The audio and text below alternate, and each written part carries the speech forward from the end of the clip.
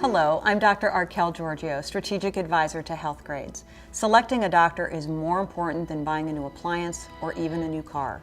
But where do you start? I've got some tips to help you. I call them the 5 Ps.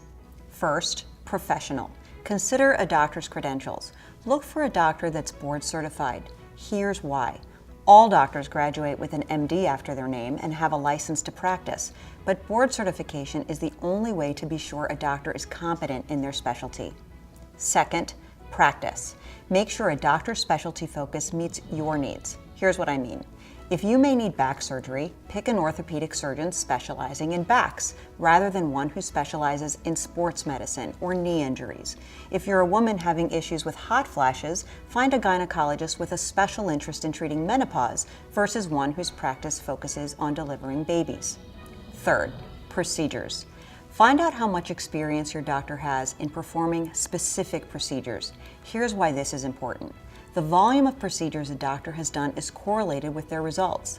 Studies show that cardiac surgeons with the best outcomes should do at least 100 to 125 procedures a year to remain competent. When you're selecting a gastroenterologist, would you rather have a colonoscopy done by someone who does 50 a year or 500 a year?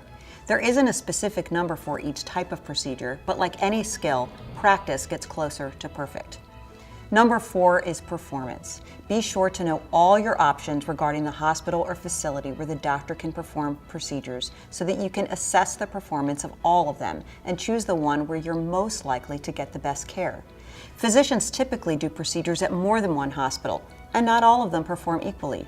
So it's important to check on the hospital's track record because it's the skill of the doctor and the coordination of the care in the hospital that influences the outcome of your hospital stay.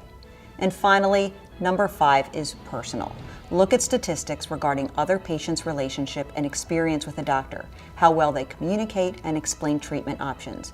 It's also important to consider how the office staff interacts with patients and how easy it is to get an appointment. Even with a finite list of in-network hospitals and doctors covered by insurance, there's always choice. Arm yourself with information. Check out healthgrades.com for specifics on doctors in your area, and know before you go.